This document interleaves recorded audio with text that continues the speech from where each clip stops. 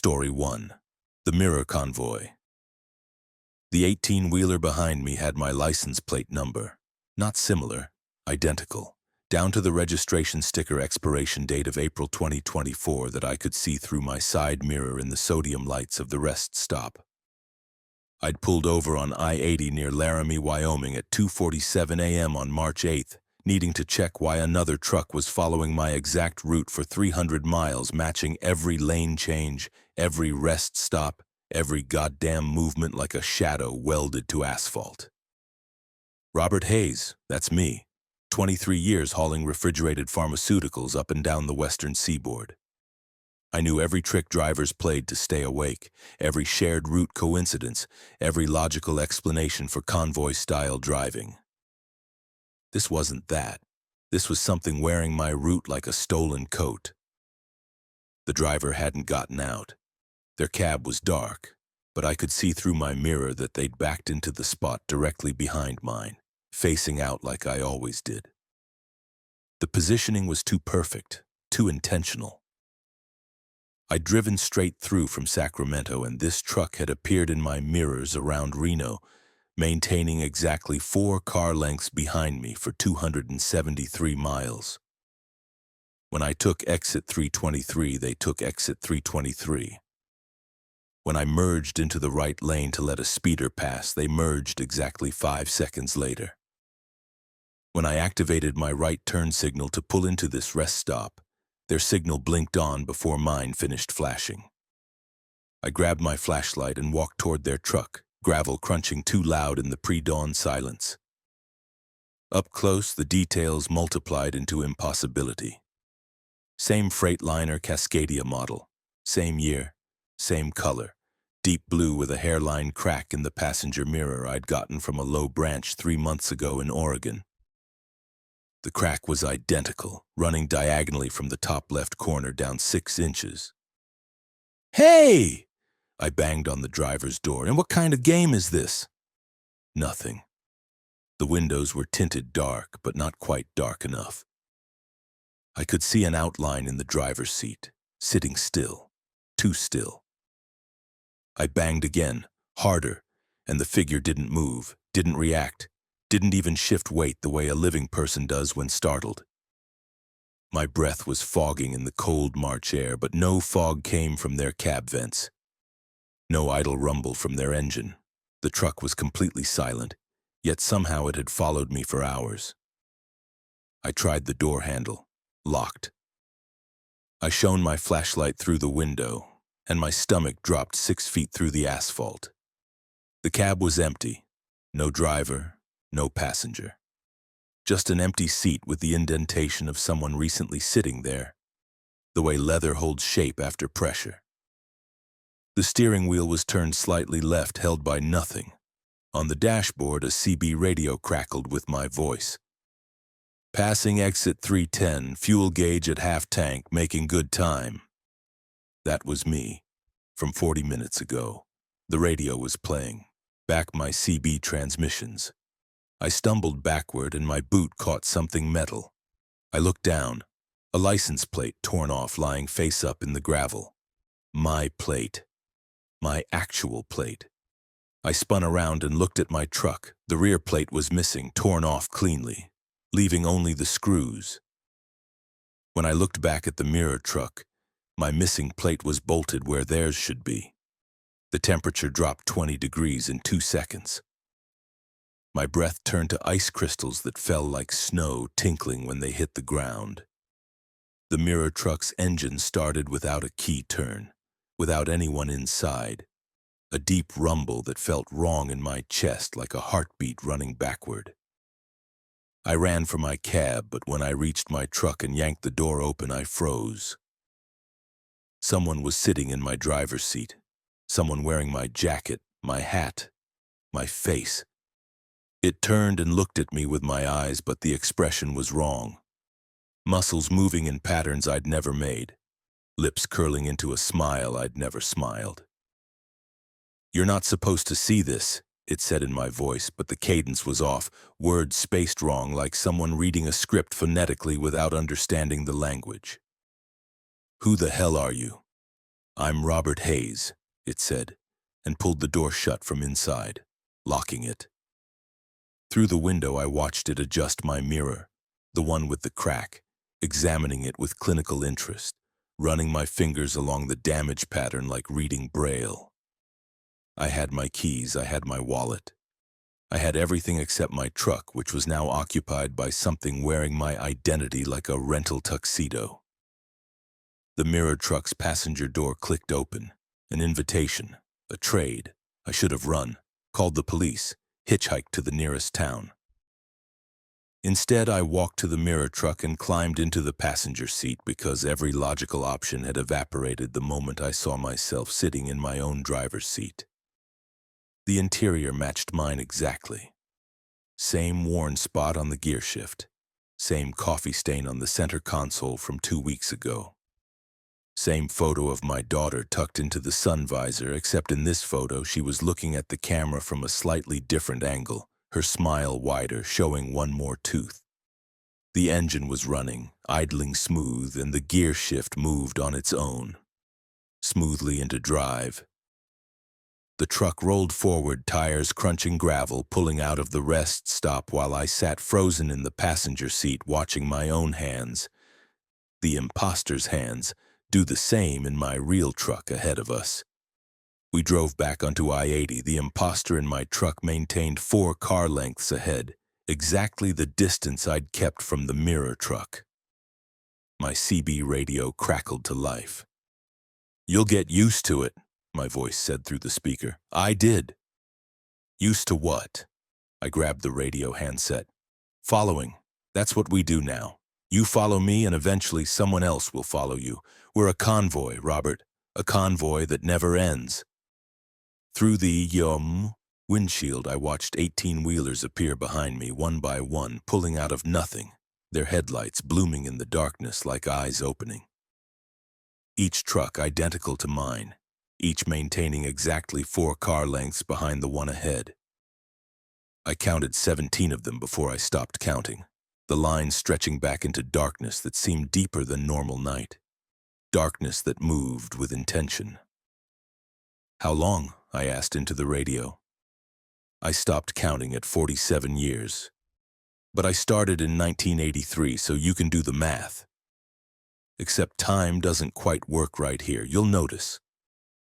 I looked at the dashboard clock. 3:15 a.m. I'd been at the rest stop for 28 minutes, but the clock now read 2:47 a.m., the same time I'd originally pulled over. The timestamp was running backward and now forward again, flickering between times like a corrupted video file. "There's no way out," my voice continued. "I tried everything, driving off exits. You just end up back on the highway, stopping. The truck behind you stops too, and if you get out, you trade places with their driver like you just traded with me. Calling for help." Static burst through the speaker. "Doesn't work. We're between. That's the only word that fits. Between the road and something else." Mile marker 247 passed on my right, then mile marker 312, then 247 again. The highway was looping, feeding into itself, an impossible Mobius strip of asphalt and painted lines. In the mirror truck ahead, the imposter wearing my face was singing. I could hear it through the CB, my voice belting out a Johnny Cash song I loved, but singing it wrong, missing words, adding verses that didn't exist. The trucks behind me started honking. Not normal horn sounds, wet sounds, organic like throats clearing or lungs collapsing. I looked in my side mirror and saw faces pressed against the windows of the following trucks. Pale faces with my features. 17 variations of me staring with empty expressions.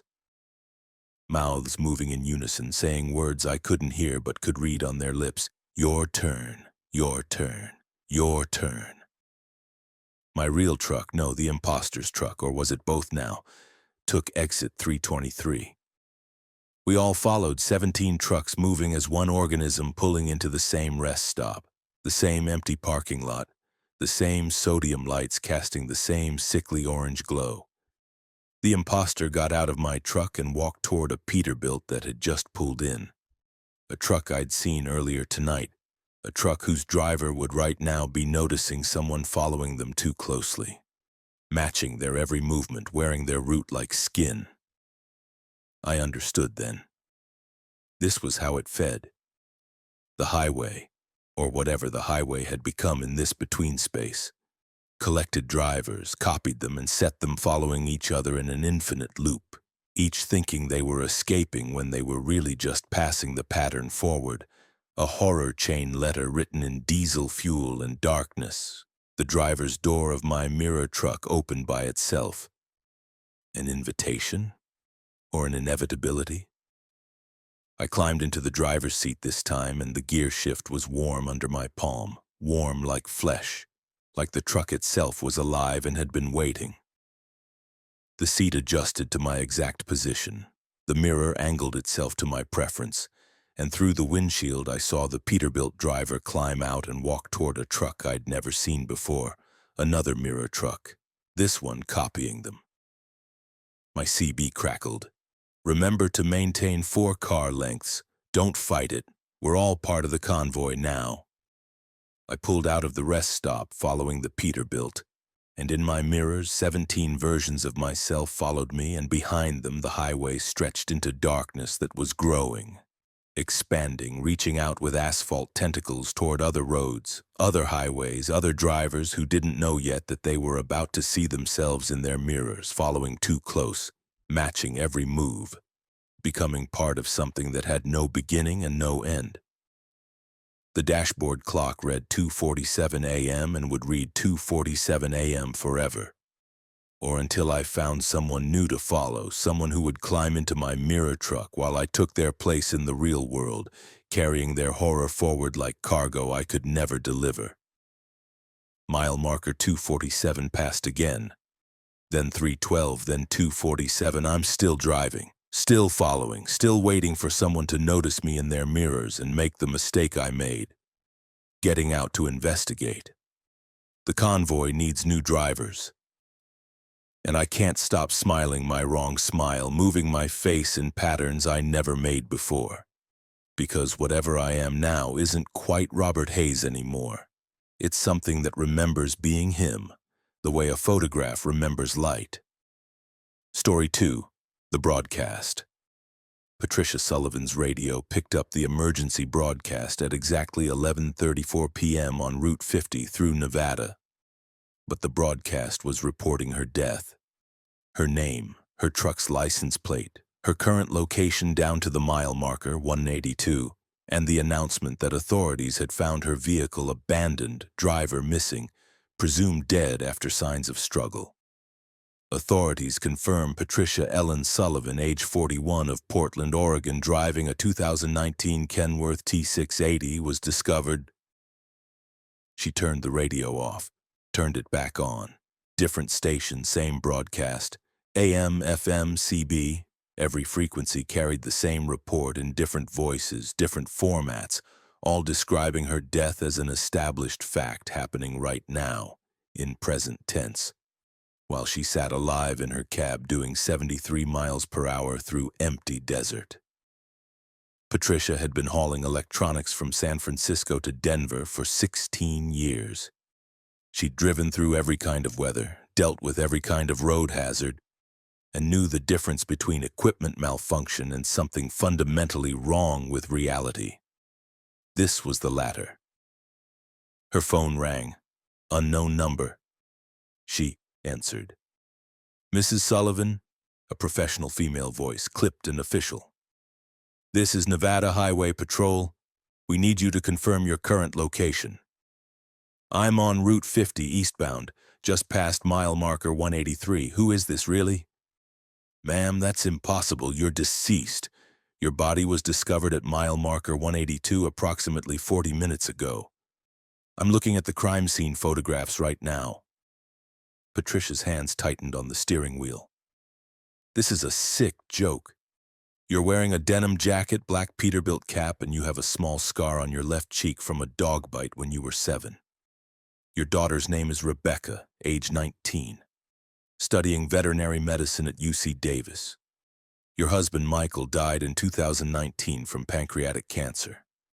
Do I need to continue proving I know who you are?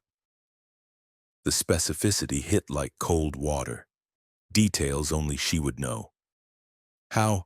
Look at mile marker 182 as you pass it, Mrs. Sullivan. Tell me what you see.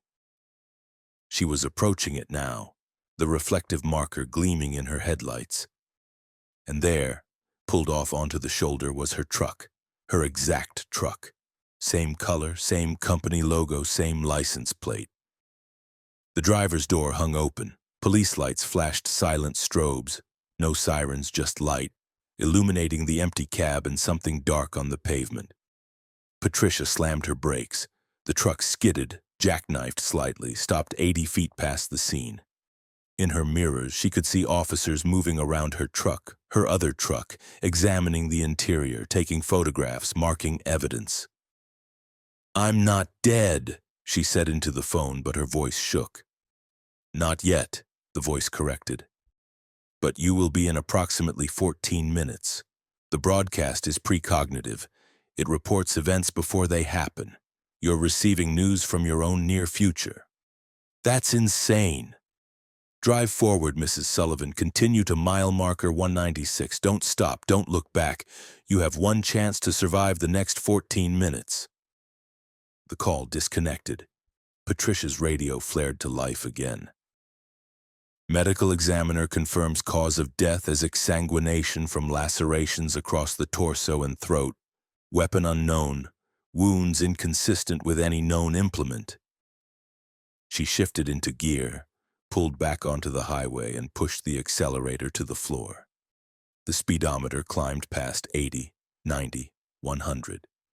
In her mirrors, the police lights faded, but the radio continued describing her death with forensic precision, adding details that made her skin crawl. Toxicology shows presence of unknown compound in bloodstream, black substance with properties inconsistent with known biological or chemical agents. At mile marker 185, her headlights caught something standing on the roadside.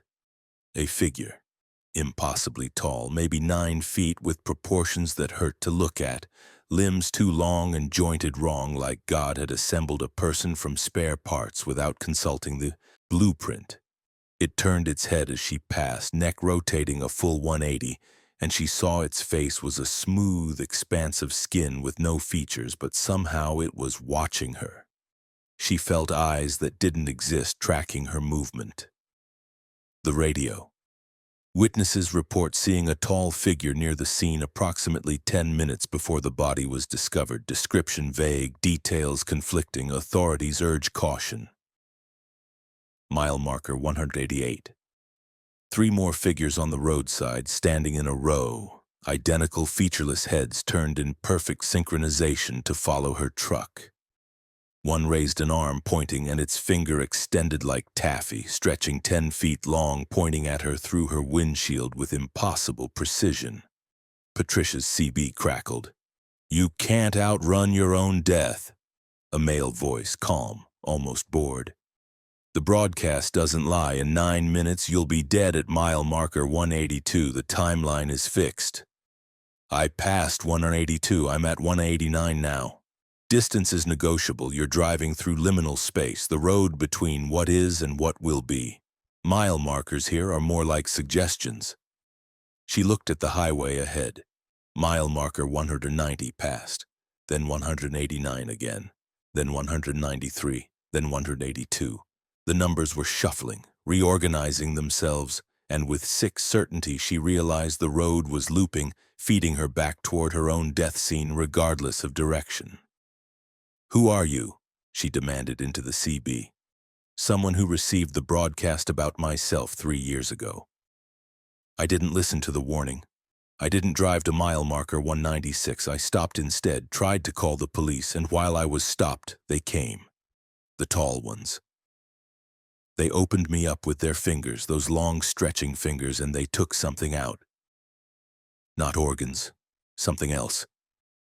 The part of me that cast a shadow. When I died, that part stayed behind, and now I'm what's left. A voice on the radio warning the next person and the next forever. mile marker 191. Four tall figures now walking on the highway itself, striding toward her with movement that defied physics, covering ground too fast, their legs scissoring at impossible angles. What happens at mile marker 196? Patricia's voice cracked. A choice, a door, a way out if you're fast enough. But you have 6 minutes left, and they're getting closer. She checked her mirrors. The tall figures were behind her now, running, keeping pace with her truck at 95 miles per hour, their bodies blurring with speed, limbs multiplying into motion-smear centipedes of elongated arms and legs. The radio broadcast updated, attack occurred at exactly 11:48 p.m. Witnesses report victim attempted to flee but was overtaken at mile marker 182. She looked at the dashboard clock, 11:42 p.m. 6 minutes, mile marker 194. So close. The figures were gaining, their featureless faces pressed against her rear door now, fingers tapping on the metal, the sound transmitted through the truck's frame like fingers tapping on a coffin lid from inside. The passenger window shattered inward. A hand, long white with too many joints, reached through, fingers stretching across the cab toward her throat. She swerved, and the hand grabbed her shoulder, squeezed, and her skin went numb. Not from pressure, but from absence, like it was erasing her by touch. Ahead, the highway split, not a fork in the road, a literal split, the asphalt tearing open lengthwise like a wound, revealing something beneath that wasn't earth or rock, but a pulsing darkness that moved with rhythm. Breathing darkness, living darkness that wanted her to fall in and be consumed. "The gap!" the CB voice shouted. "Drive through the gap!" Patricia aimed for the split in the road, the narrow tear in reality, and the figures behind her screamed wet, organic sounds from throats that shouldn't exist, and grabbed her truck with dozens of hands pulling, trying to stop her. She gunned the engine. The truck lurched forward. The hands tore chunks from her trailer, metal shrieking, but she was through, dropping into the gap, and the world inverted. She fell upward. The highway was above her now, the sky below, and she was driving on nothing, suspended in black space between realities, her wheels spinning on vacuum, finding purchase on something that wasn't there. The speedometer showed negative numbers. The clock ran backward. Her radio played silence that had texture, thickness, taste. Then she was through. The truck slammed down onto normal highway, Route 50, daylight, mile marker 197. Her phone showed 3:15 p.m., different day. The calendar read March 11th, but she'd entered this stretch of road on March 8th. Patricia pulled over, hands shaking so badly she could barely grip the wheel.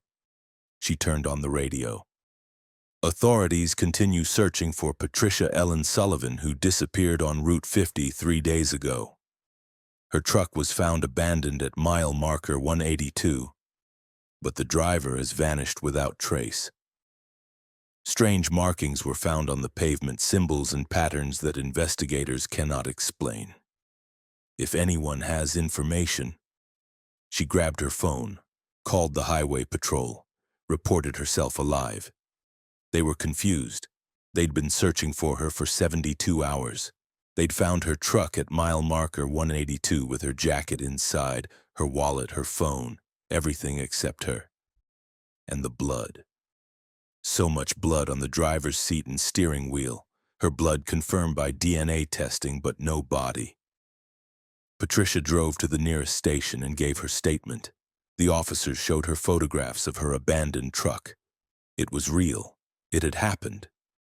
But she was alive, sitting in their office, drinking terrible coffee and trying to explain temporal anomalies to men who'd spent their careers dealing with drunk drivers and speeding tickets. The desk sergeant's radio crackled. An emergency broadcast. "Attention all units. Report of abandoned vehicle on Route 50, mile marker 182. Driver Patricia Ellen Sullivan, age 41, presumed in danger. Responding officers report evidence of struggle and signs of..." The sergeant turned it off. "Equipment malfunction. That call came in 3 days ago. Patricia left, drove home, tried to resume normal life. But every night at 11:34 p.m., her radio picks up the broadcast. Her death reported in present tense happening eternally at mile marker 182. Sometimes she's been dead for hours. Sometimes she's still being killed.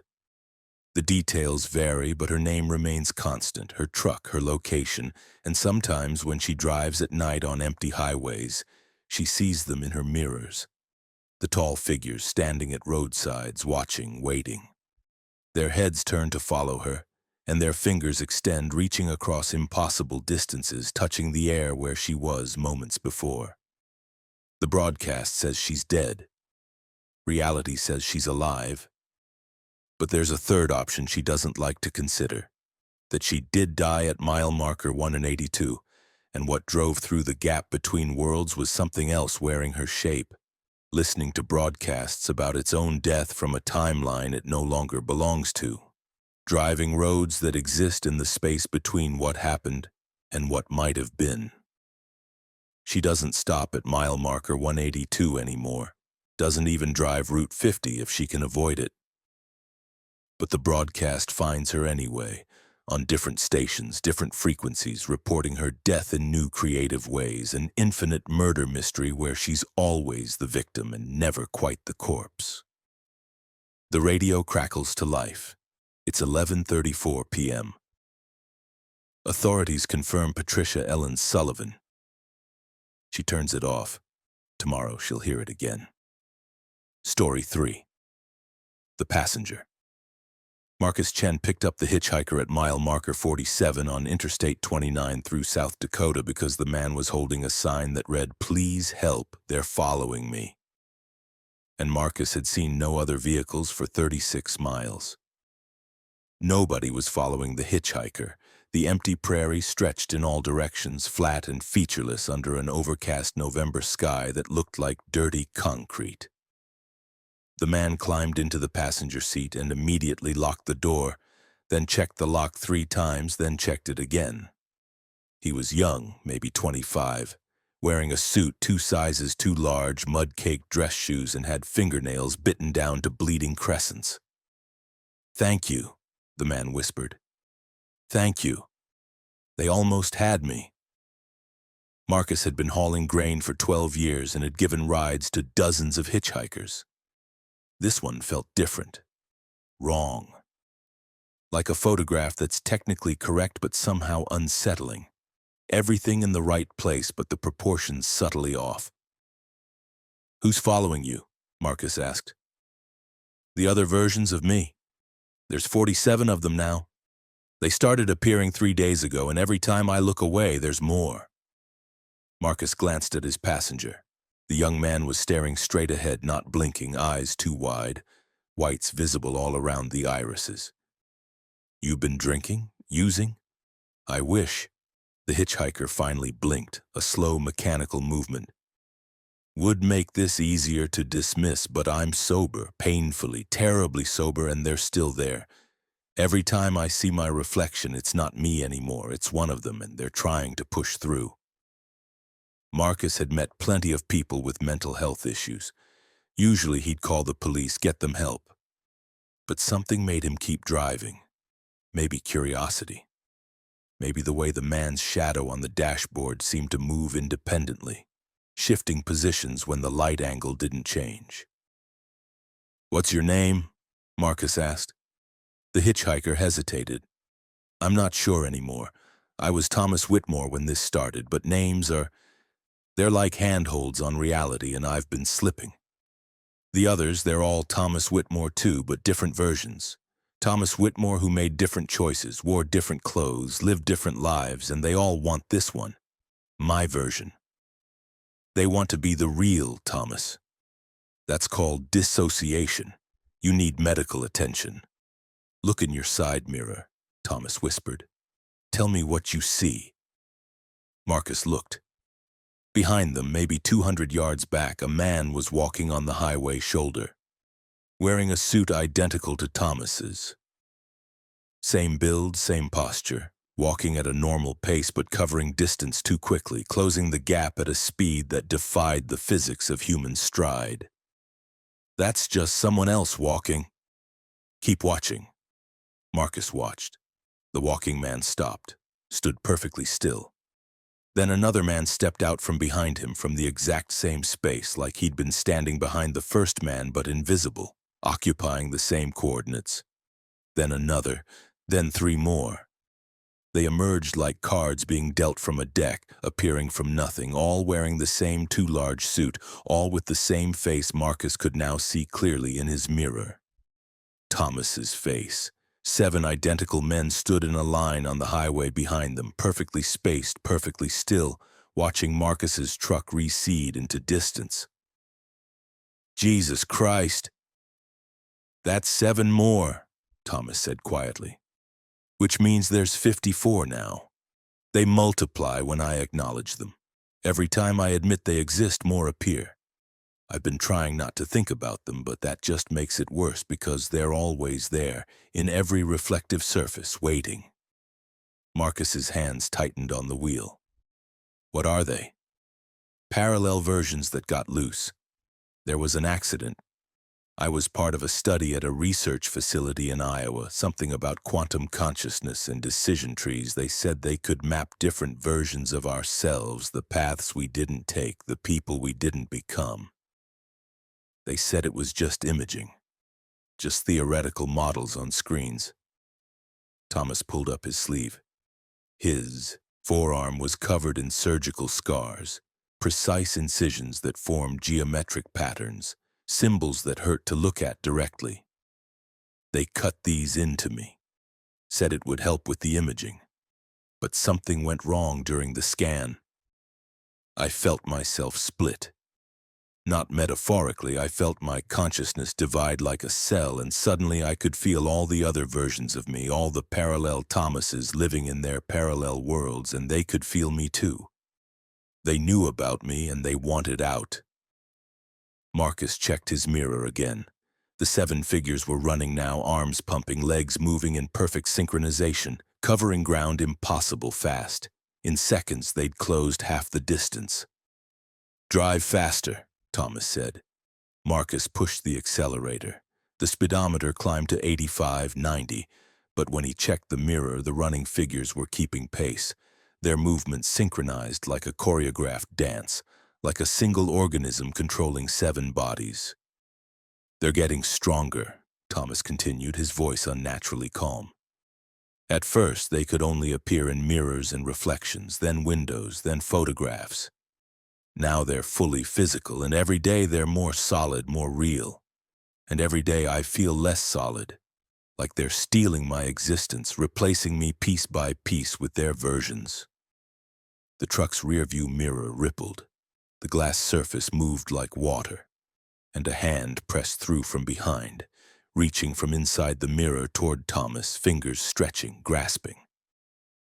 Marcus swerved and the hand withdrew, but not before he'd seen it was Thomas's hand, with the same scarred patterns on the forearm. Don't let them touch me, Thomas pleaded. When they touch me, I start forgetting which version I am. Last time I lost 4 hours, came back to myself in a different state, wearing different clothes, with memories of a life I never lived. There's a town 15 miles ahead, Marcus said. Police station, hospital. They're already there, my other versions. They're everywhere I might go because they know all my decisions before I make them. We're the same person, remember? They know exactly where I'll run because they'd run there too. Mile marker 63. The running figures behind them had multiplied. Now 14, now 21. They filled the highway, an army of identical men in muddy shoes, their faces expressionless, movement synchronized with mechanical precision. Thomas's reflection in the passenger window turned and looked at Marcus. Thomas himself stared straight ahead, not moving, but his reflection moved independently, mouth opening, speaking words Marcus couldn't hear but could read on the reflected lips. He's not the original, I am. Thomas, Marcus said slowly, are you sure you're the real version? How do you know you're not one of them? Thomas laughed, a sound like breaking glass. I don't. That's the horror of it. I might be the original Thomas Whitmore, or I might be version 34 who thinks he's the original. The memories feel real, but they'd feel real to all of us, wouldn't they? We'd all remember being the first. The truck's CB radio hissed, Marcus Chen, age 38, hauling grain from Fargo to Kansas City. You made a mistake picking him up. It was Thomas's voice, but coming from everywhere, from the radio, from the vents, from the metal frame of the truck itself. He's fragmenting. When he fragments completely, he'll take you with him. You'll split too. Become Marcus Chen version 1, version 2, version 3, infinitely divided, infinitely multiplied, infinitely chasing yourself across America's highways. Marcus grabbed his phone. Dead. The screen showed his reflection, but it wasn't him. It was himself, but older, with white hair and hollow eyes, mouthing words. It's too late. You touched him. You let him in your truck. You're connected now. Thomas seized. His body convulsed, and for a horrifying second, Marcus saw multiple versions of Thomas occupying the same space, flickering like a broken film reel. Thomas in a blue suit, Thomas in red, Thomas with short hair, Thomas with a beard, Thomas bleeding, Thomas laughing, Thomas screaming, all of them trying to occupy the same seat simultaneously. Pull over! Thomas's voices shouted in harmony, dozens of mouths speaking from one body. Before it spreads to you. Marcus pulled onto the shoulder and slammed the brakes. Thomas opened the door and fell out, rolling onto the gravel, and immediately the running figures surrounded him. 21 identical men converging, touching him, and where they touched, reality folded. Thomas's body rippled, split, and suddenly there were 22 Thomases rolling on the ground, identical, fighting each other, clawing and biting, each trying to prove they were the real one by eliminating the others. Marcus shifted into gear and drove. In his mirror, he watched the pile of fighting Thomases recede, their combined screams audible even through his closed windows, a chorus of the same voice destroying itself. He drove for 3 hours without stopping. At a truck stop near Omaha, he got out to refuel and caught his reflection in the chrome fuel pump. There were 2 of him. Same face, same jacket, same expression of dawning horror. The other Marcus, or was Marcus the other one, stood behind him, reaching out, and when their hands touched, he felt himself split. Not painfully, almost gently, like being photocopied. One version staying at the pump, one version walking toward the convenience store. Both of them Marcus Chen, both with complete memories, both convinced they were the original. His phone buzzed. Unknown number. Mr. Chen, this is the Midwest Consciousness Research Institute. We've been tracking an anomaly, and our instruments show you've been exposed to a fragmenting entity. We need you to come in immediately. Marcus looked at his hands. They were flickering, blurring at the edges. He could feel other versions of himself branching off with every decision, every thought, creating a new Marcus who made a different choice. How many of me are there? He asked. Currently, 17. But the number is accelerating. By tomorrow, there could be hundreds. By next week, thousands. The fragmentation is exponential. Marcus watched himself walk into the store, watched another version of himself get back in the truck and drive away, watched a third version, when had there been a third, run screaming into the prairie. What happens when there's too many? The voice on the phone hesitated. We don't know. Thomas Whitmore is up to 347 versions now. They formed something like a hive mind, all moving together, all sharing thoughts. They're no longer human in any meaningful sense. They're a collective entity pretending to remember being a person. Marcus checked every reflective surface around him. Chrome, glass, puddles. In each one, a different version of himself stared back, some terrified, some calm, some smiling expressions he'd never made. Can you fix this? No. Once fragmentation begins, it's irreversible. We can only contain it. Keep you isolated so it doesn't spread to others. You'll live in a facility with other fragmenting individuals, and eventually, when there's enough versions, you'll merge into something new. Something that exists in superposition, all versions occupying all places simultaneously. Marcus ended the call. He got in his truck, or one of his trucks. There were 4 of them now parked in adjacent spots, identical rigs driven by identical Marcuses. He drove east or west or south, all directions simultaneously because every choice spawned a new version. And somewhere behind him, on a highway shoulder, dozens of Thomases had stopped fighting. They stood together now, moving in perfect unison, and they were marching toward the nearest city. Marcus sees his reflections everywhere now. Sometimes they wave. Sometimes they try to pull him through the glass into their world. Sometimes they succeed, and he exists on both sides of the mirror until he can no longer remember which side is real. The fragmentation continues. The versions multiply.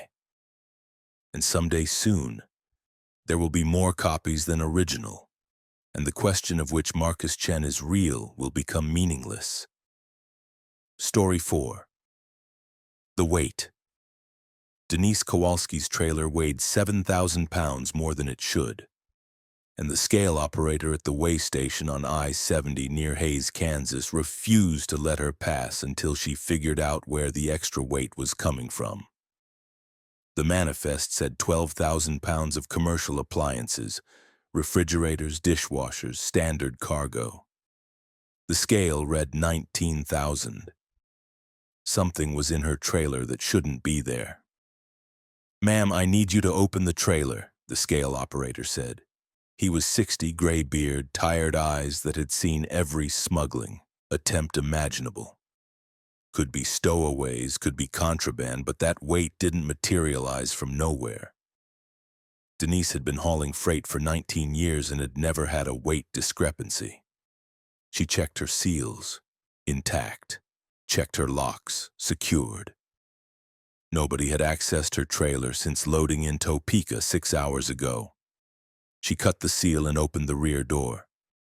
The appliances were there, properly secured, properly arranged. But there was something else.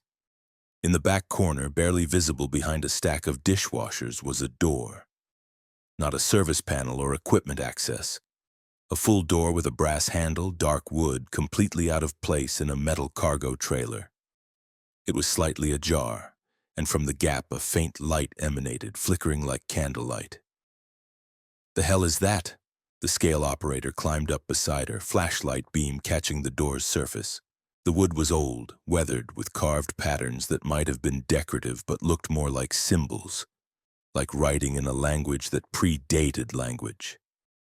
"That wasn't there when I loaded," Denise said. Her voice sounded strange in her ears, distant and hollow. "Gonna have to investigate this." The operator reached for his radio. The door swung fully open. The light inside brightened, and Denise saw stairs descending.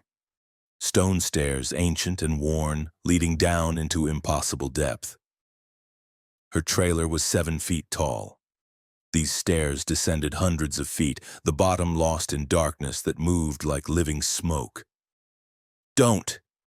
Denise grabbed the operator's arm, but he'd already leaned forward, looking into the doorway, and his expression changed.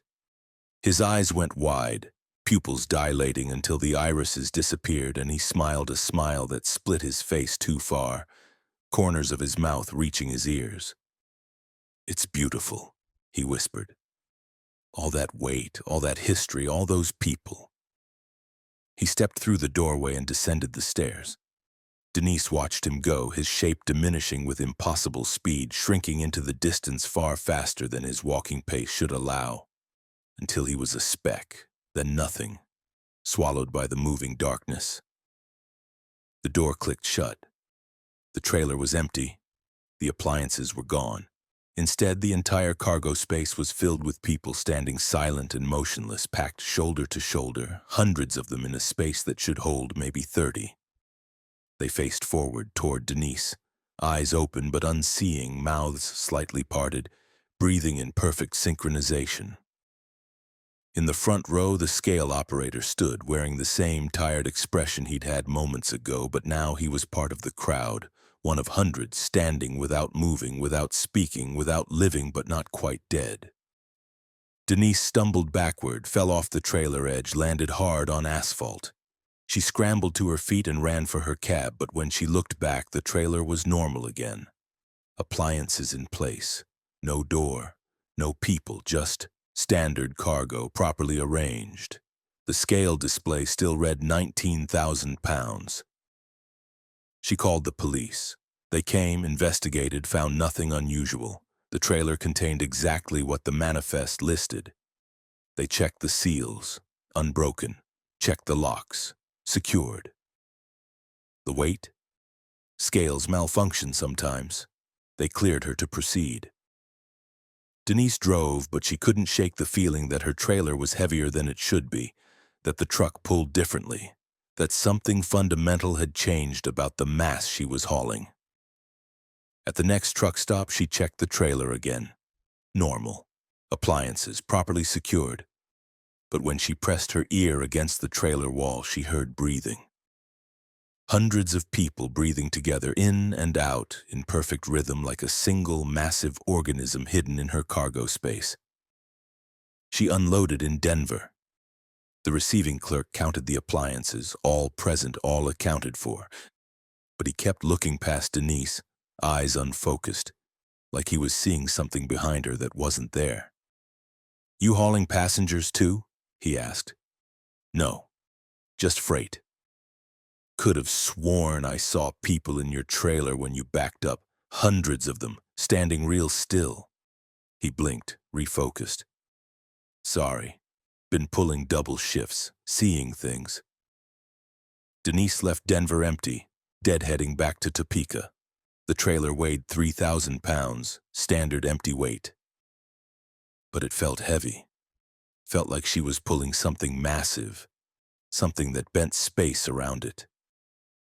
At night, parked at a rest stop, she heard the door open. Not her cab door, the door inside the trailer. She heard the brass handle turn, heard hinges creak, heard footsteps on stone stairs descending into impossible depth. In the morning, her trailer weighed 22,000 pounds on the scales, but it was empty. The scale operator couldn't explain it. Neither could the mechanic she brought it to. The trailer itself weighed 3,000. The scales said 22,000. 9 tons of nothing, 9 tons of weight that had no source. "It's the cargo that isn't there," an old mechanic said. He was maybe 80, hands scarred from 50 years of truck work. "I've seen this once before, 30 years back. Driver picked up weight that didn't exist, and every time he hauled, the weight increased. Eventually, the trailer got so heavy it fell through the highway. Just fell straight down through solid asphalt like it was water, disappeared into the earth with the driver still attached to it. They never found him or the truck. How do I get rid of it? You don't. Whatever you picked up, it's attached now. It'll keep getting heavier until..." He shrugged. "Until the weight becomes too much. For the truck or for you." Denise tried everything. Had the trailer blessed by a priest. Had it cleansed by a shaman. Had it inspected by physicists who couldn't explain the weight discrepancy. The mass that existed without matter, the gravity that pulled on scales but not on the trailer itself. The weight kept increasing. 30,000 pounds, 40,000, 50,000. And every night she heard the door inside the trailer opening and closing, heard footsteps descending stone stairs, heard voices whispering in languages she didn't recognize, heard the sound of hundreds of people breathing in rhythm, their collective exhalation fogging in the cold night air despite the trailer being empty. She started seeing them. Glimpses at first, shadows in her mirrors, figures standing in her trailer when she glanced back through the pass-through window. Then more substantial. People in old-fashioned clothes, different eras, different centuries, all standing silent, all watching her with hollow expressions. "Who are you?" she finally asked, standing in her open trailer, addressing the empty space that weighed 70,000 pounds. The air shimmered. For a moment, she saw them clearly. Hundreds of people, thousands maybe, packed into her trailer in impossible density, occupying the same space simultaneously through some physics-defying compression. Different times, different places, all trapped here. A woman in a Victorian dress spoke, voice echoing from decades past. We are the weight, the accumulated mass of all who passed through the door and never returned. Every person who walks down those stairs adds their mass to this space. We don't die, we don't live. We exist in superposition, pressed together like books on a shelf, and you're carrying us. How do I free you? You can't. But you can add to us. The woman smiled without warmth. Open the door, walk down the stairs. Join us in the compressed space between worlds, and your weight will be added to ours, and whoever drives this truck next will carry us all. Denise backed away, closed the trailer, locked it. But the weight kept increasing. 90,000 pounds. 100,000. Her truck groaned under the impossible load, frame bending, tires compressing, but the scales were the only things that registered the weight. To anyone looking, her trailer was empty, riding normal height, showing no signs of strain. Only the scales knew the truth. She couldn't cross most bridges. The weight would collapse them, engineers said, even though the trailer looked empty. She had to take rural routes, avoid infrastructure, drive roads designed for nothing that heavy. The other drivers started noticing. CB chatter about the ghost hauler, the woman pulling weight that didn't exist, the truck that registered on scales but looked empty, the trailer that left compression marks in asphalt like something massive had parked there. One night, her trailer finally buckled. Not the structure, the reality. She heard a sound like fabric tearing, loud and long, and looked back to see her trailer door opening wider than it should, wider than the frame allowed, the opening expanding until it showed not the interior but the stone staircase. Massive now, stadium-sized, with 10,000 people descending into darkness that went down forever. They turned and looked at her, all of them. 10,000 pairs of eyes, hollow and hungry, and they started climbing back up. Denise drove. Pedal to the floor, engine screaming, trailer swaying dangerously as something inside shifted, as the weight of 10,000 people pressed forward, pressed against the walls, pressed toward the cab where she sat. The scale at the next way station read 200,000 pounds. The operator stared at his instruments. Ma'am, I don't know what you're hauling, but according to this, you're pulling weight equivalent to a building, a small building, and it's increasing. You need to stop immediately. Denise drove through without stopping. Couldn't stop. If she stopped, the door would open fully and the people inside would flood out, would drag her back through the door, would compress her into the impossible space with the others. 10,000 bodies pressed into a volume meant for none. The weight reached 500,000 pounds. The highway cracked beneath her tires. The asphalt buckled, compressed under weight that shouldn't exist. And she felt her truck sinking, not quickly but gradually, settling through the road surface like it was quicksand. She abandoned the truck on a rural Kansas road. Ran on foot, but the weight followed. She felt it in her bones, in her joints, in her skull, pressing inward. She'd carried them too long. They'd left residue, left part of their mass embedded in her body, and now she was heavier than she should be. The doctor's scale read 300 pounds. Denise weighed 130 normally. She looked normal. She felt normal. But the scale didn't lie.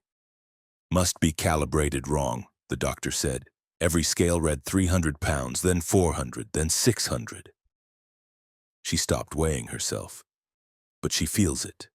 The weight of 10,000 people compressed into her body, occupying the same space as her organs, her bones, her thoughts. She feels them breathing with her lungs, thinking with her brain, seeing through her eyes. And sometimes when she looks in mirrors, she sees them standing behind her. Thousands of hollow-eyed figures, Victorian ladies and colonial gentlemen and medieval peasants and Stone Age hunters, all compressed into the same space, all sharing her reflection, all waiting for someone else to open the door so they can add one more to their infinite weight. Her truck was found abandoned. The trailer was empty. The scales at the nearest weigh station recorded a final weight of 900,000 pounds before the sensors overloaded and failed. Nobody drives that truck anymore. It sits in an impound lot, weighing nothing visible but everything to instruments. And on quiet nights, workers hear the sound of a brass handle turning, hear stone stairs descending, hear footsteps of people who walked into wait and never walked back out. Denise works at a truck stop now. Doesn't drive anymore. But she's heavier than she looks. She knows it, feels it, carries it with her always. The weight of thousands, compressed into one, and the door is still open somewhere, waiting for more to descend the stairs into the space between, adding their mass to the impossible cargo that weighs everything and looks like nothing. She warns drivers sometimes, tells them to check their trailers for doors that shouldn't exist. Most don't listen. The weight keeps growing. Story 5, The Detour. James Morrison followed the detour sign on Highway 12 in Montana at 4:17 a.m. on February 9, 2024, and entered a road that led nowhere that existed on any map. The detour arrow pointed left, away from the main highway, onto a narrow, unmarked road that cut through dense pine forest, and James followed because the highway ahead was clearly blocked.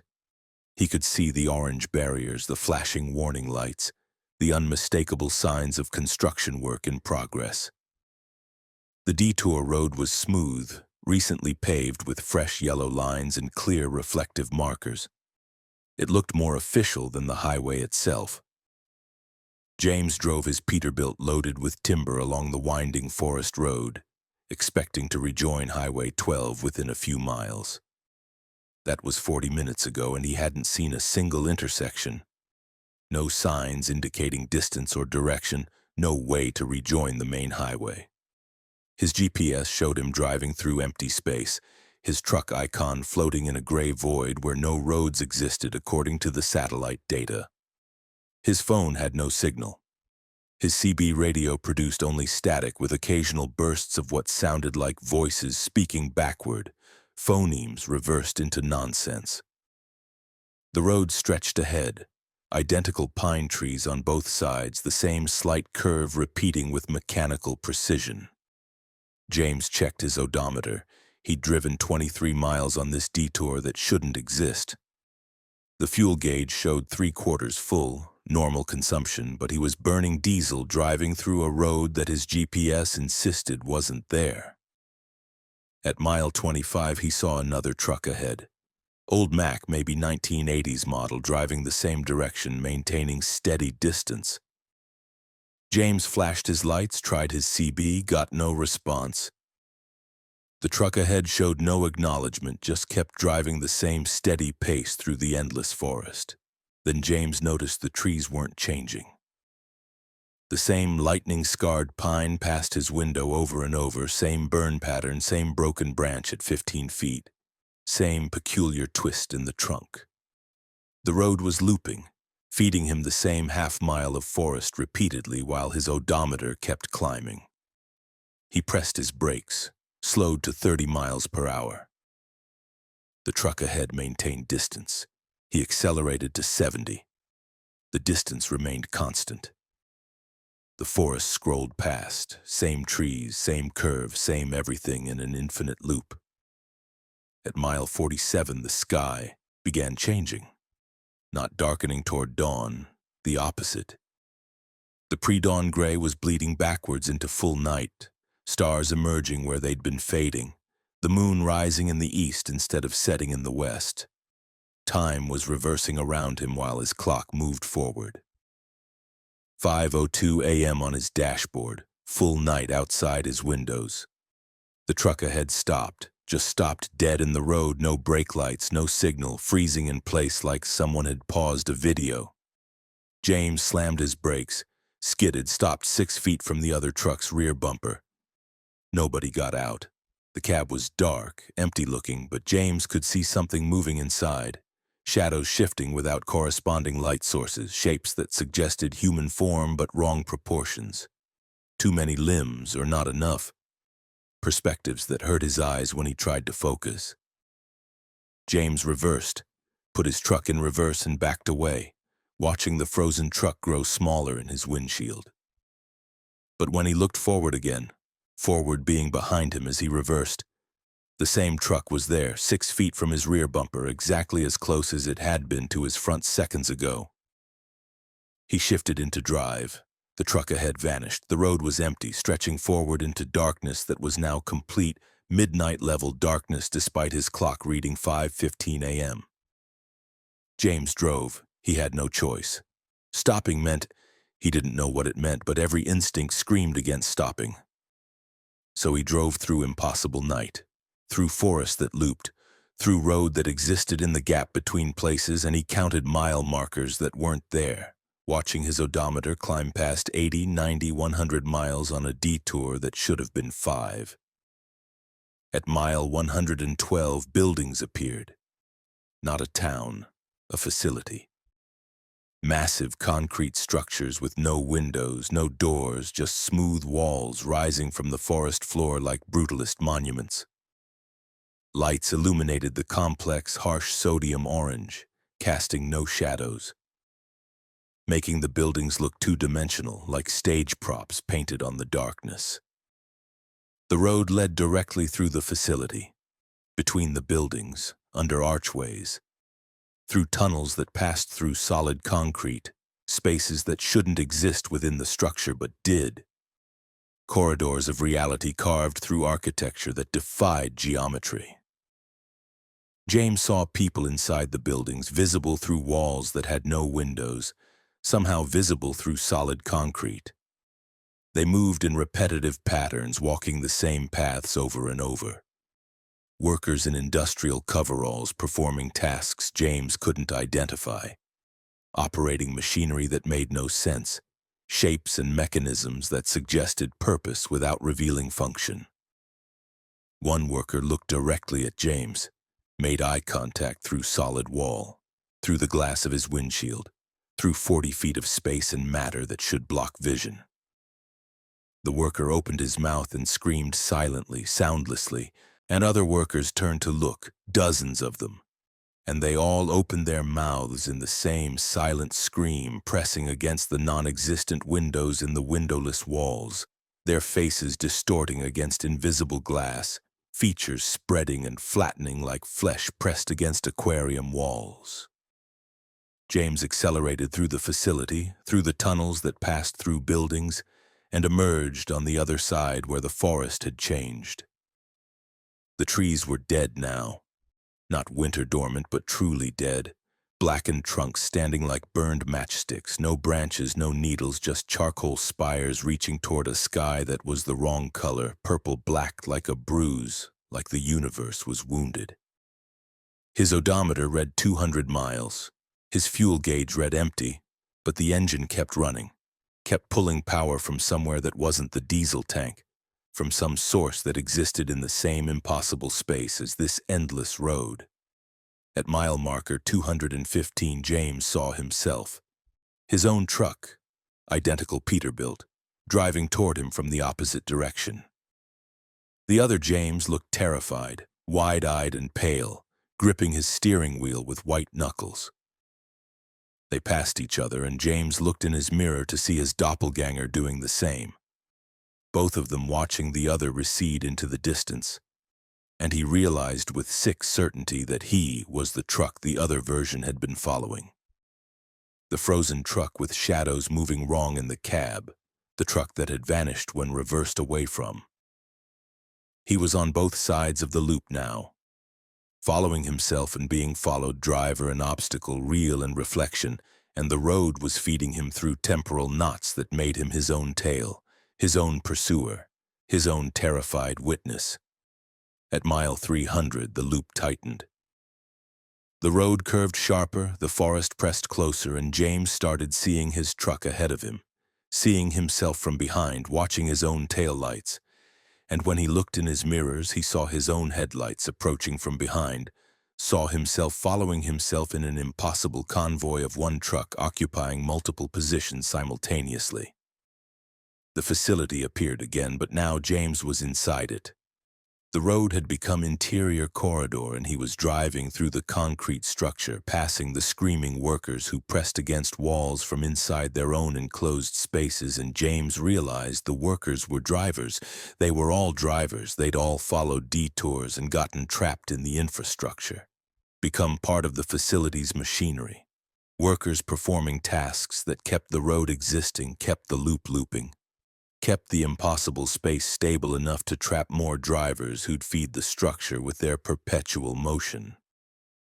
James saw his destination then, saw where the road led, saw the final parking space at the end of the corridor where his truck would stop, and he'd become a worker too, pressing silently against windows that didn't exist, screaming without sound, keeping the facility operational for however many years or centuries it took to process one person's terror into the energy needed to sustain one impossible road. He looked at his dash. The odometer read 412 miles. Fuel gauge showed triple empty if such a thing existed. The needle bent beyond the E mark, pointing at markings that shouldn't be there. Measurements of fuel states more depleted than empty. But the engine kept running, kept pulling from his future somehow, borrowing motion from destinations he'd never reach, burning tomorrow to power today. James made a decision. He turned the wheel hard right, not following the road's curve but breaking from it, driving straight into the concrete wall of the facility, aiming for impact, choosing collision over compliance. The wall opened, not broke or cracked, opened like a door, like the building had been waiting for this decision. And James drove through into white space, into nothing, into a void where direction had no meaning and his truck floated suspended in absence. Then he was back on Highway 12. Regular highway, normal morning light, 6:34 a.m. according to his clock, 2 hours and 17 minutes after he'd entered the detour. His GPS showed his position correctly now, just a few miles from where he'd left the main highway. His fuel gauge read half full, normal consumption for the actual distance traveled. Behind him, no detour road, no signs, no orange barriers. The highway was clear in both directions, no construction, no reason for the detour he'd followed. James pulled over, checked his odometer. It had increased by 412 miles, but his GPS trip log showed 7 miles. The truck had physically traveled 7 miles while the odometer recorded 412. The numbers both true somehow, both real, distance measured in two incompatible systems that somehow coexisted. He called dispatch, reported the detour, described the facility, described the loop. They found no record of construction on Highway 12. No detours scheduled, no facility matching his description anywhere in Montana. They suggested rest, suggested he'd fallen asleep and dreamed it, suggested carbon monoxide leak or dietary hallucination. But James's odometer doesn't lie. 412 miles that didn't happen, that did happen, that exist in the space between what was and what's recorded. And sometimes at night, driving regular routes on regular highways. James sees detour signs that nobody else sees. Arrows pointing toward roads that aren't on maps. Suggestions to turn left or right into spaces that lead nowhere that exists, but somewhere that persists.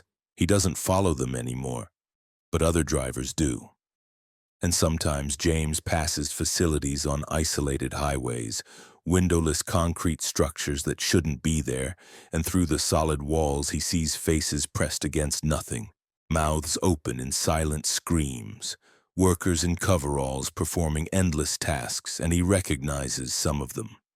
remembers seeing their trucks at rest stops, remembers them mentioning detours they'd followed, roads that led strange directions.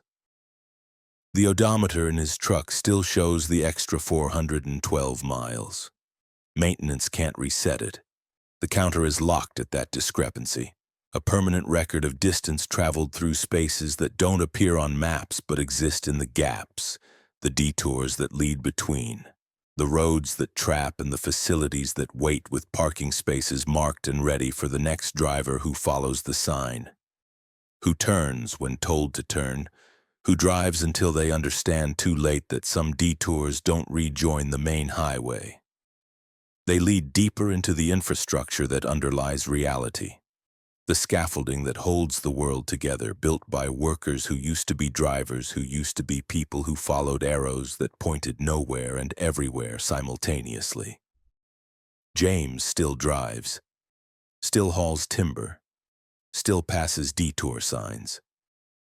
But now he drives straight through construction zones, through barriers, through anything except the suggestions to turn away because he knows what waits on roads that don't exist. And his odometer keeps climbing, recording miles through regular space.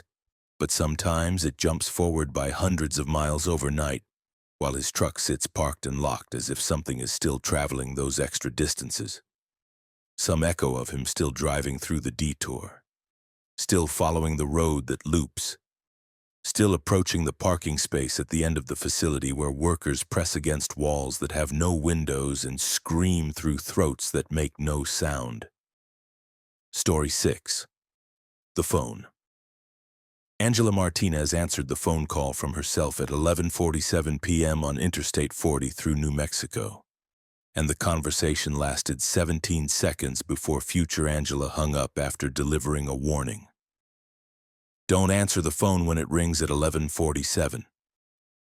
Then the line went dead, and Angela sat in her idling truck at a rest stop, staring at her phone, watching 11:47 tick over to 11:48, and realized she'd just created a paradox because she'd already answered the call she was warned not to answer. Angela had driven for 14 years, hauling electronics across the Southwest, and nothing in her experience prepared her for talking to herself from a future that warned against the conversation she'd just completed. She checked her call log. Unknown number, 17-second duration, timestamp 11:47 p.m. She played back the voicemail the call had generated, her own voice, identical to hers but with an urgency that suggested trauma, repeating the same warning. Don't answer the phone when it rings at 11:47. Too late. She'd answered. The timeline had branched or looped or broken, and now she existed in the branch where she'd received the warning after already violating it. Her phone rang again. 11:52 p.m. Unknown number. She answered. Hello? You answered again. Her own voice, but different this time, older sounding, exhausted. This is Angela.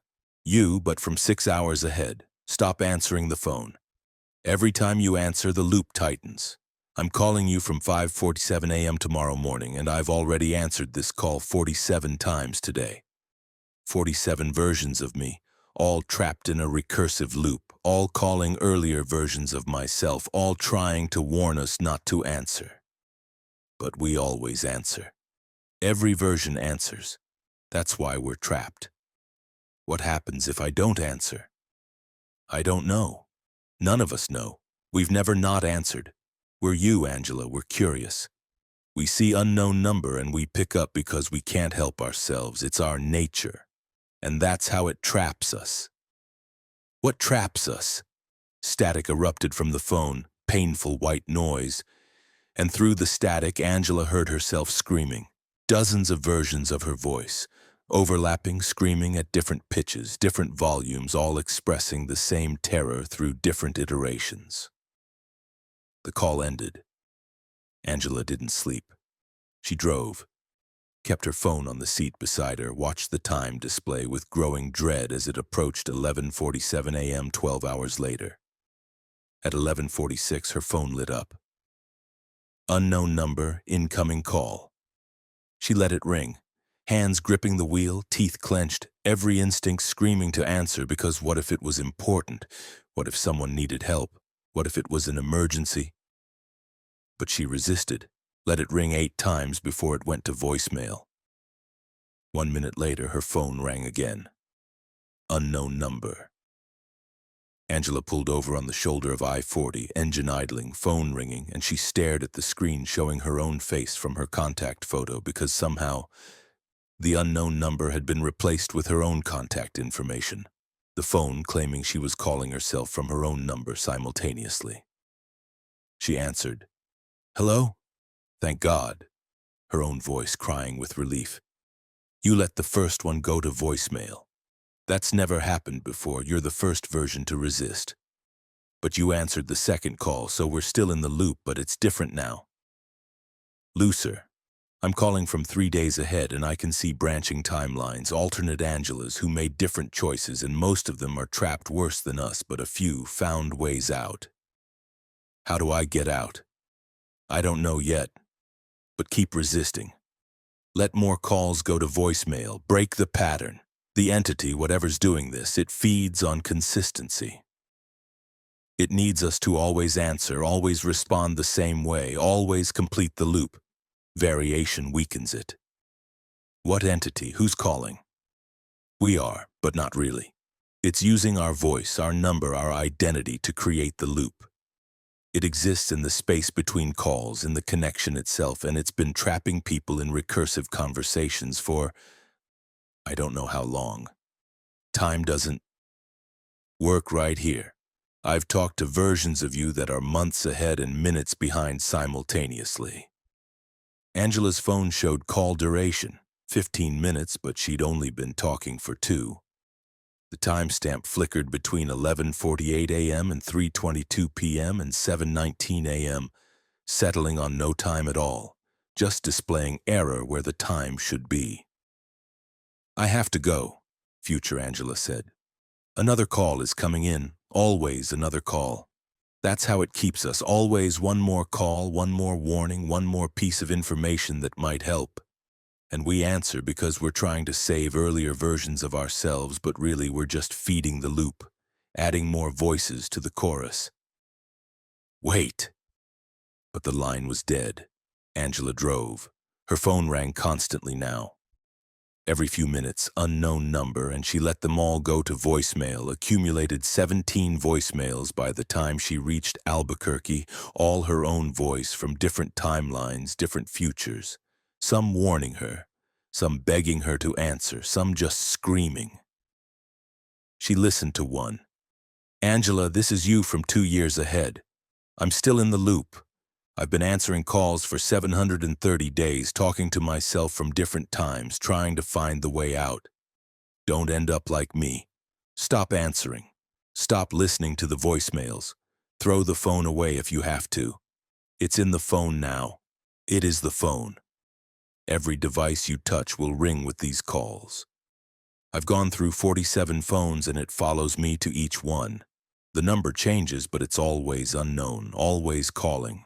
Always me on the other end warning myself about calls I've already answered in timelines I can't remember living. Please, learn from my mistake, don't... The voicemail cut off at 15 seconds, maximum length, the rest lost or never recorded. Angela turned her phone off.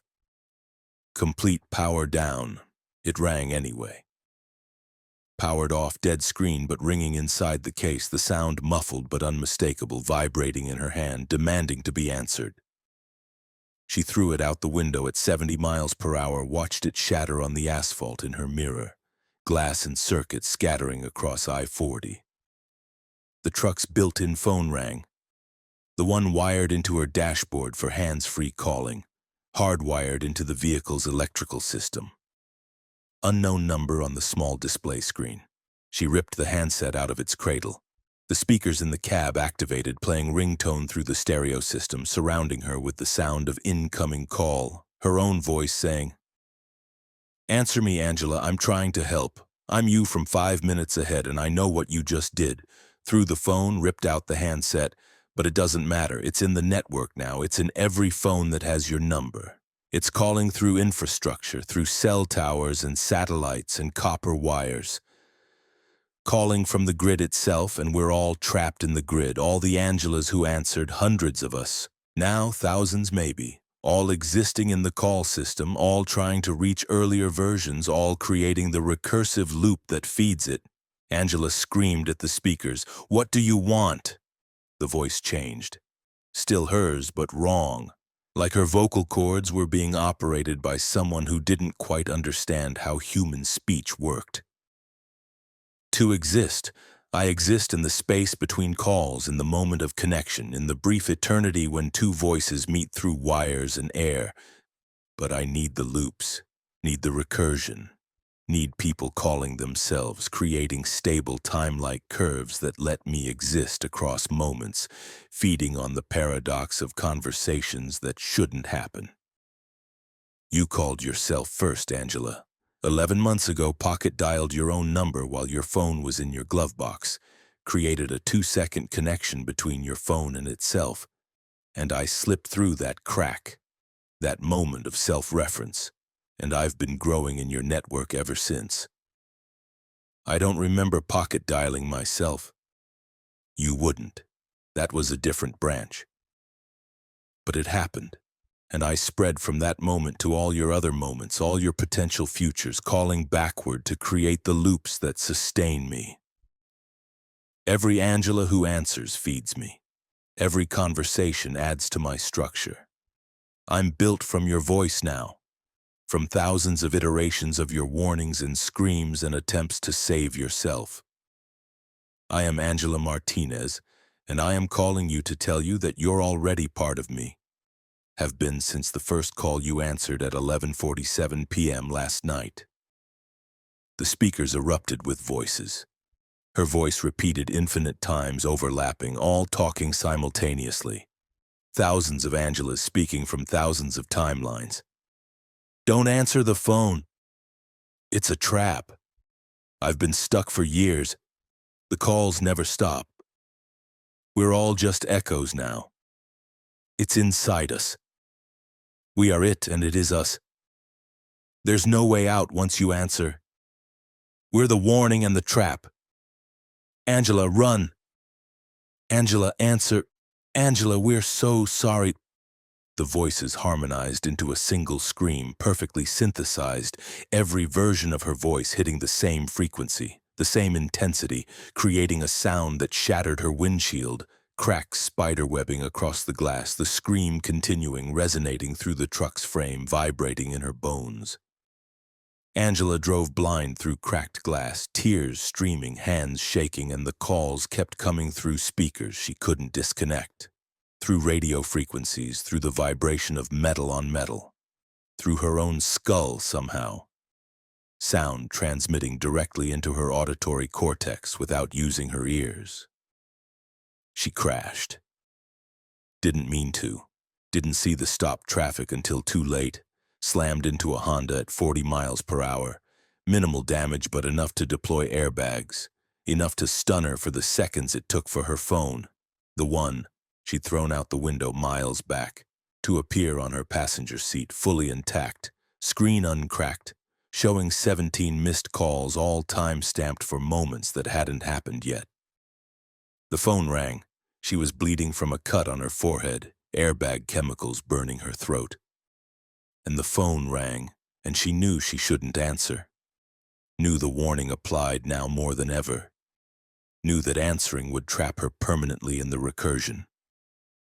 But what if this call was different? What if this time future Angela had actually found the way out? She answered.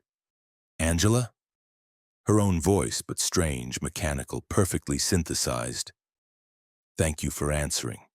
You're the last one, the last Angela who needed to answer. We're complete now. All timelines accounted for, all branches explored, all versions of you who might have resisted and failed, all versions who might have escaped have tried and returned to the loop.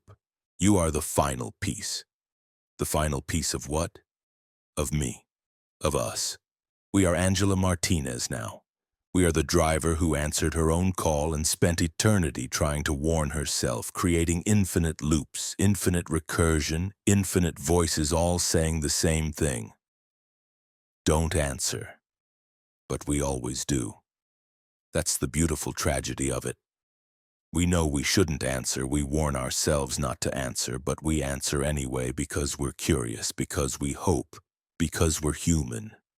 I'm still human. Not for long. Listen. Angela listened, heard thousands of her own heartbeats, slightly out of sync, creating rhythm that shouldn't exist. Heard thousands of her own breaths, inhaling and exhaling at different rates, creating harmonics that shouldn't be possible. Heard thousands of her own thoughts, thinking slightly different versions of the same terror, the same realization, the same understanding that she wasn't one person anymore, but a collection of selves spread across timelines, all connected through phone calls that shouldn't exist, all trapped in conversations with herself that created loops time couldn't escape. Her phone showed call duration, 1,247 hours, 51 days. But the call had started seconds ago.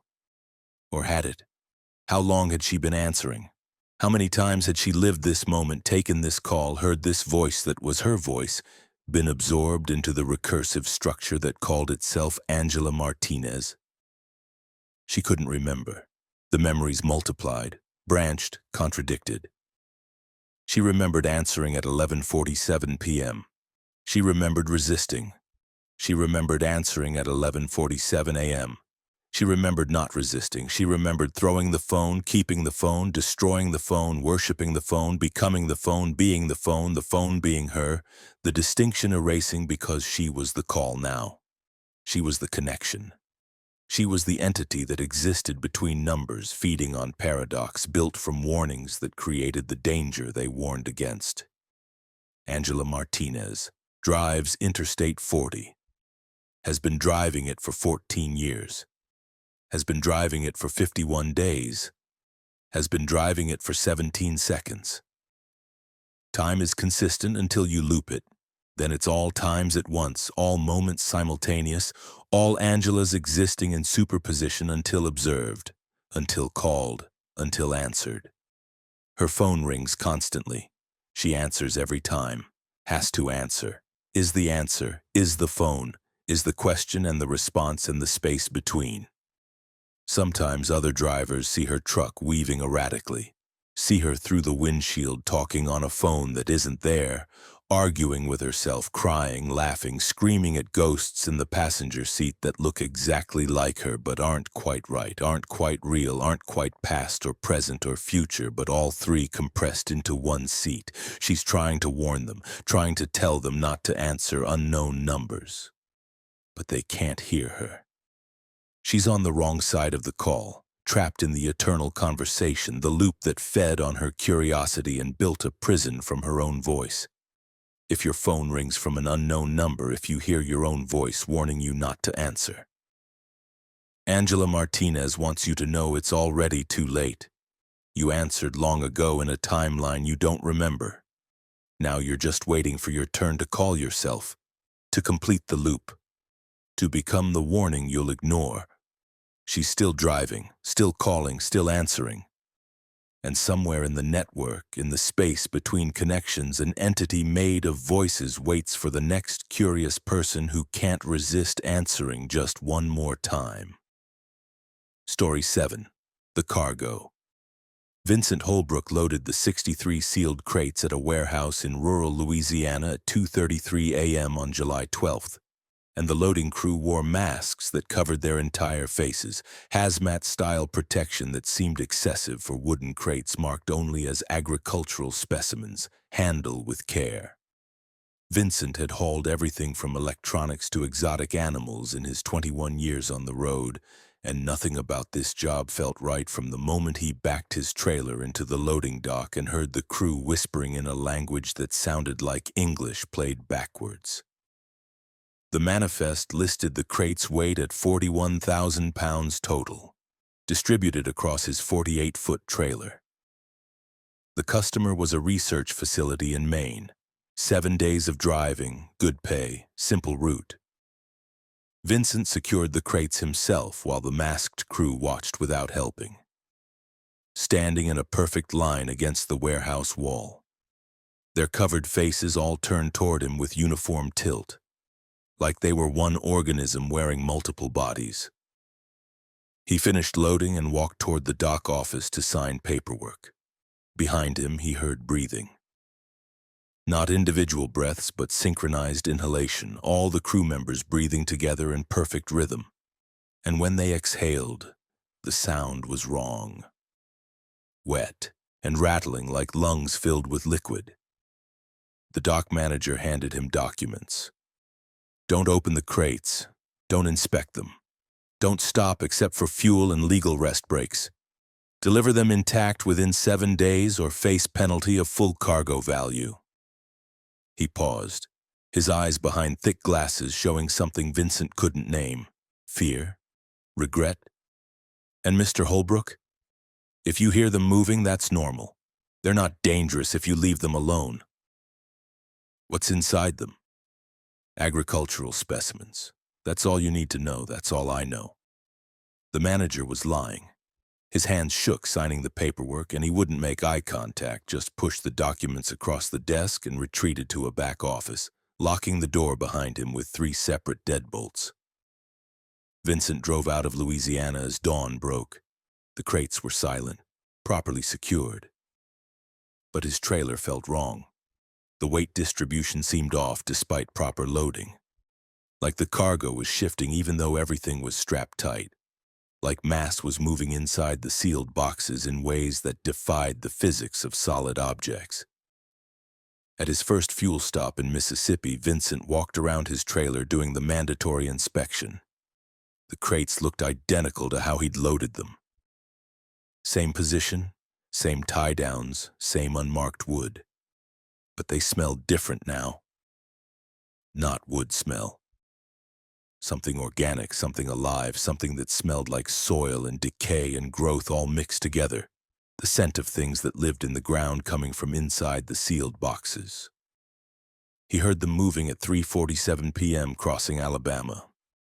Scratching sounds from inside the crates, rhythmic and purposeful, not like animals shifting, but like something working, digging, building. The sounds synchronized, all 63 crates scratching at the same rhythm, same intensity, creating a percussion that transmitted through his trailer and into his cab, vibrating in his seat, in his steering wheel, in his skull.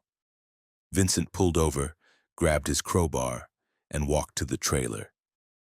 The scratching stopped the moment he opened the rear door. The crates sat in perfect silence, but he could feel them watching him. Not the crates themselves, the things inside them. He felt attention focused on him from 63 sources, felt awareness pressing against wood, studying him through the gaps in the grain. "What are you?" he asked the silent cargo. The crates answered by breathing. All 63 of them exhaled simultaneously, air hissing through invisible gaps, and the breath smelled like rich soil after rain. Like compost and growth in the deep earth places where things rot and transform into new life. Vincent closed the door and drove. What else could he do?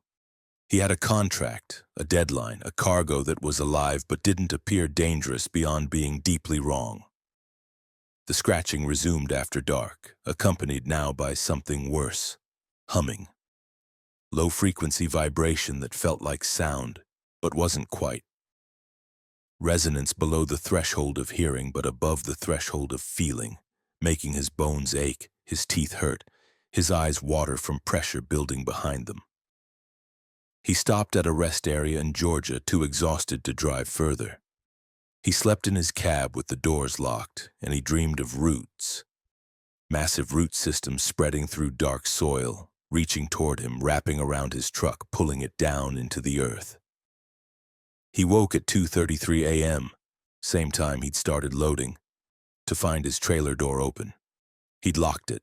He knew he'd locked it, but it stood open now, ramp down, interior visible. The crates had moved, Not far, maybe 6 inches each, but they definitely shifted position despite being strapped down. And more disturbing, they'd moved closer to each other, arranged in a new pattern that looked almost like a symbol, like they'd reorganized themselves into some configuration that had meaning. Though Vincent couldn't read it. He walked closer, flashlight beam catching something on the crate surfaces. Growth. Green shoots emerging from the wood grain. Tiny tendrils pushing through the sealed boxes, leaves unfurling in rapid motion.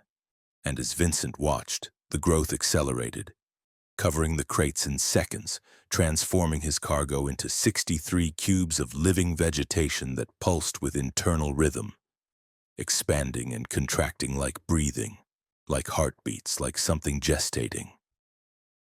The growth stopped.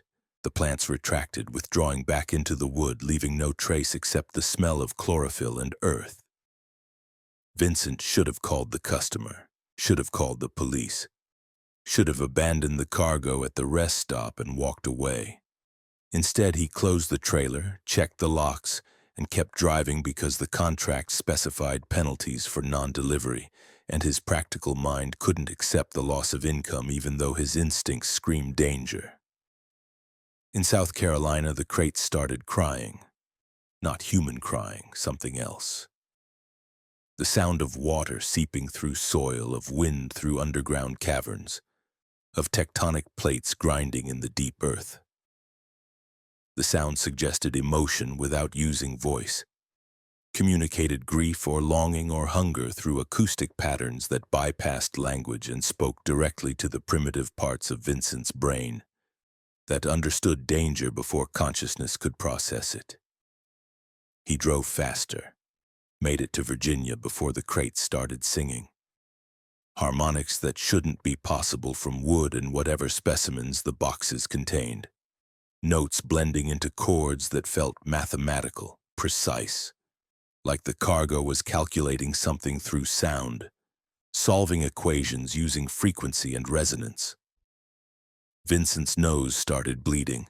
The vibrations were doing something to his body, rupturing capillaries, disrupting cellular function. He pulled over, cleaned the blood, popped ibuprofen, and kept driving because stopping meant staying near.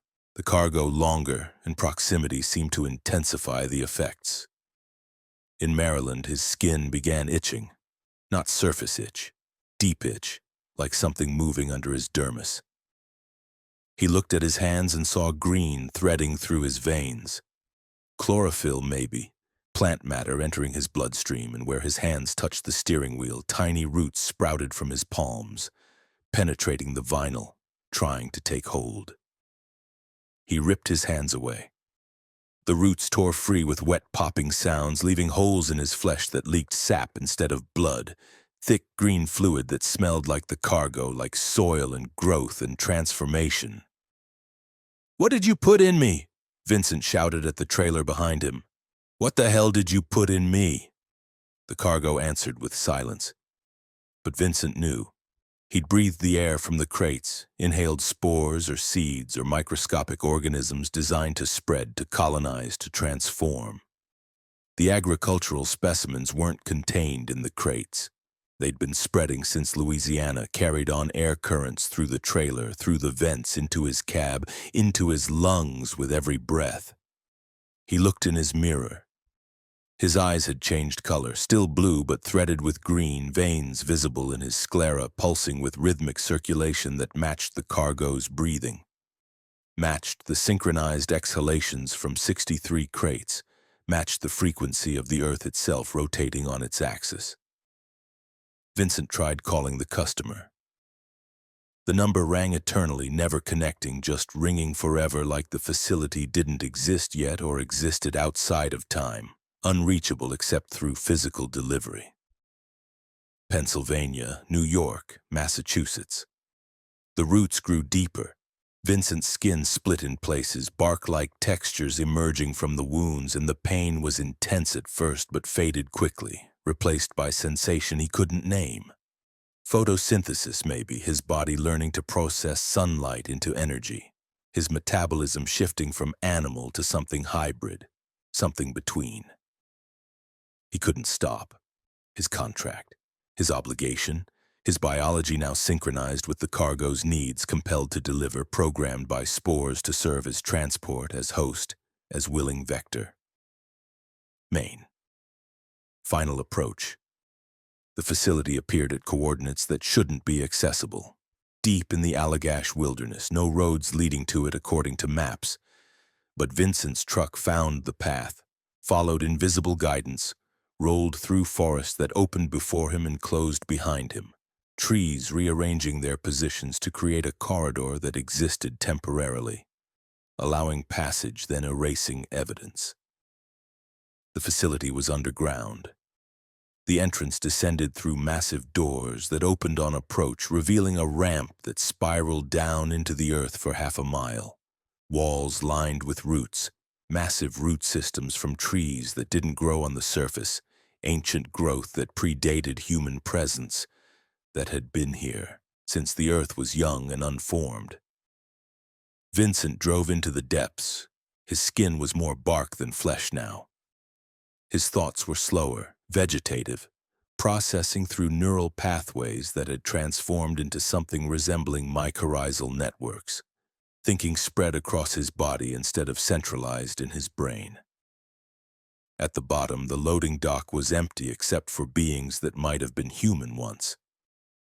They looked like the crew in Louisiana, but further transformed, their bodies integrated with plant growth, faces lost behind leaves and flowers, limbs extended into root systems that connected them to the floor, to the walls, to each other, creating a network of formerly human components now serving as nodes in a vast organism. They unloaded his cargo with care. The crates opened themselves, wood splitting like petals, revealing contents Vincent could finally see. Nothing. The crates were empty, had always been empty. The cargo was the spores, the seeds, the microscopic transforms agents that traveled on air that needed only a carrier to transport them across distance, to spread their reach, to find new territory for colonization. Vincent climbed out of his cab. His feet had rooted to the floor during the final descent.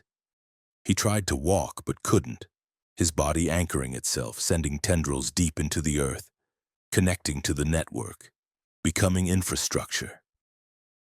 A being that had been a driver once approached. Its voice came from everywhere, from the roots, from the walls, from Vincent's own transforming throat.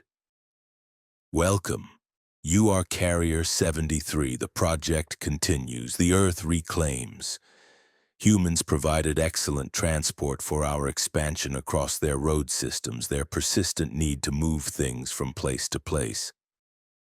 Now you serve the growth. Now you are the growth. And others will come, will load crates, will breathe the spores, will drive and transform and deliver themselves to facilities that exist to receive them. Vincent tried to speak but produced only rustle of leaves, only the sound of wind through branches, only the voice of photosynthesis and root expansion and patient vegetable thought.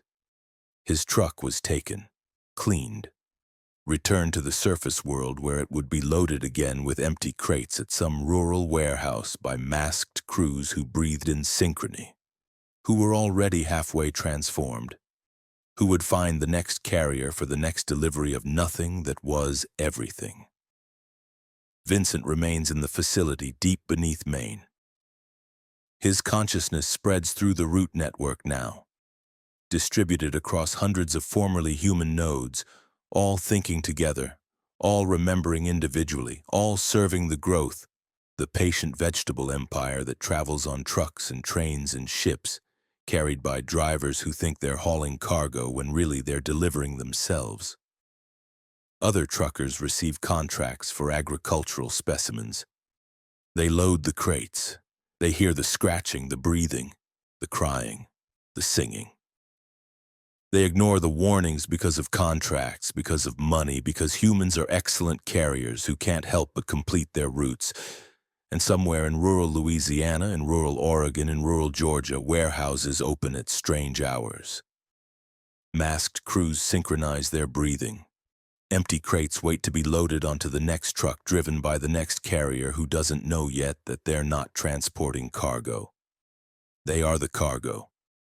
And the agricultural specimens, the project, the growth, the patient transformation of human infrastructure into something vegetable, spreads one delivery at a time.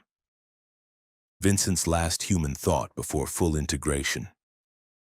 Maybe we weren't meant to pave over everything. Maybe the earth was just waiting for us to build the roads it needed to reclaim itself. Now he is the earth, is the roots, is the growth, and he's very grateful for the delivery. Story 8. The Radio Station. Catherine Opel found the radio station that broadcast her death at 91.7 FM while driving through Nevada's Black Rock Desert at 3:22 a.m. on October 31, 2023. The signal appeared suddenly between static, crystal clear despite being in a dead zone where no radio towers existed for 200 miles, and the DJ's smooth voice announced, "This next dedication goes out to Catherine Opel, currently driving eastbound on Route 447, approximately 73 miles from Gerlach. Catherine, this is your final broadcast. We've been watching your route for weeks, and tonight is the night you die." Catherine's hands tightened on the wheel. She'd been hauling solar panel components from Reno to Elko, a routine run she'd done monthly for 8 years. The desert was empty, her headlights the only illumination in vast darkness. No other vehicles visible for the past hour. The radio continued. "Let's take it back to the beginning, Katie. You don't mind if I call you Katie? You've been listening to 91.7 since you were 16. That's 25 years of devotion to our station. We appreciate loyal listeners. That's why we're giving you this special attention on your final night." She'd never listened to 91.7. Didn't know any station at that frequency. Her radio had been scanning static for the past hour until this signal appeared. Impossibly strong, impossibly clear, impossibly wrong. "You're thinking this is a prank," the DJ continued, his voice warm and conversational, like they were old friends. "You're thinking someone hacked the airwaves, or you're hallucinating from fatigue. But check your odometer, Katie. Check how many miles you've been driving tonight." Catherine looked. The odometer read 347,223 miles, but that was wrong. Her truck had 89,000 miles this morning. She'd driven maybe 300 miles tonight, not hundreds of thousands. The numbers kept climbing as she watched. 347,824, 347,825, 347,826, ticking up faster than her speed could account for. "You see it now," the DJ said. "You've been driving longer than you remember. Much longer. Those aren't miles you're adding tonight, Katie. Those are miles you've been driving for weeks, maybe months, looping through this same stretch of desert, and you don't remember because we edit you. We cut out the repetitions, splice together only the moments where you think you're driving somewhere new. But really, you're our content, our broadcast material, our subject." Catherine grabbed her phone. No signal, no GPS. The screen showed her location as unknown and the date as error. "You can't call for help," the DJ continued. "There's no outside here. This is 91.7's broadcast range, and we control what exists within our signal. The desert, the highway, your truck. These are all set pieces, Katie. Props for our show. And tonight, we're airing your final episode. Our listeners have been following your journey and they've voted. 73% chose death by isolation. 11% chose death by entity. 16% wanted mental breakdown leading to self-termination. We're going with the popular vote. Isolation it is." Her headlights caught something ahead. A building, impossible in this location, but there it was. A massive radio tower rising from the desert floor, red lights blinking at its top, and at its base a small broadcast station with glowing windows and a sign reading 91.7 FM, your final station. Catherine should have driven past, should have ignored it, kept going east toward civilization. Instead, she turned off the highway, drove toward the station, compelled by the same curiosity that had led her to answer strange calls, to investigate odd sounds, to make all the choices that had brought her to this moment. She parked in the empty lot. The building looked retro, 1970s architecture, like a set piece from a movie about desert radio stations. Through the windows, she saw equipment, mixing boards, vinyl records, microphones, but no people. The lights were on, the equipment was running, but the station was empty, broadcasting itself automatically, AI or ghosts or something else producing content that discussed her death with casual professional enthusiasm. The front door opened at her approach. Inside, the air smelled like ozone and old paper. A hallway led to the broadcast booth where she could see through the glass. The DJ booth, empty chair facing the microphone, records spinning on turntables playing music between announcements about her impending death. A record player clicked over. New song. Don't Fear the Reaper, the DJ's voice returned. Classic choice for Catherine's final hour. She's entered our facility now. Hi, Katie, we can see you on our cameras, and she's approaching the booth. Many listeners wonder why subjects always enter, why they don't run. The answer is simple, they're curious. Humans are curious. We broadcast their deaths, we tell them they're trapped, and they walk toward the source because they need to understand. It's their defining trait. It's why they make excellent radio subjects. Catherine entered the booth. The equipment was vintage but functional, dials and switches and analog meters showing signal strength, broadcast range, audience engagement. One meter was labeled remaining time and showed 17 minutes. 17 minutes until? Catherine asked the empty room. The DJ's voice came from speakers overhead, from the microphone, from the walls themselves.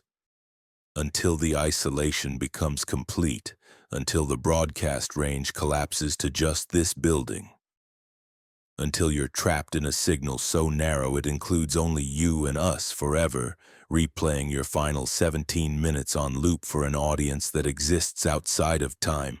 Listeners who tune in from their own isolated moments, their own deaths, their own final broadcasts. Catherine looked at the equipment, the power source, the transmission array. She could destroy it, could shut down the station, could stop your broadcast? The DJ laughed. You're thinking like a person who exists in linear time. But we're a radio station, Katie. We don't broadcast sequentially. We broadcast your death from all moments simultaneously. You're already dead. Have been dead for years. This moment, you in our booth contemplating destruction, we've aired this moment 7,000 times to 7,000 different audiences. Some versions of you destroy the equipment. Some run. Some sit and wait. All versions die, that's the constant. The death is fixed, only the path varies. The remaining time meter read 13 minutes. Catherine looked out the booth window back at the desert. Her truck was gone. The parking lot was gone. The landscape beyond the building had changed, no longer desert but static. Television snow stretching to the horizon, white noise made physical. The substance of empty channels filling the space where reality used to be. You see it now, the isolation. This building is all that exists for you anymore. We've contracted your reality to fit our broadcast range, and our broadcast range is shrinking. Soon it will be just this room, then just this chair, then just your consciousness, repeating the same 17 minutes forever, experiencing your death on loop while listeners tune in for entertainment, for catharsis, for the simple pleasure of hearing someone else's final moments instead of contemplating their own. Why me? Catherine asked. No reason.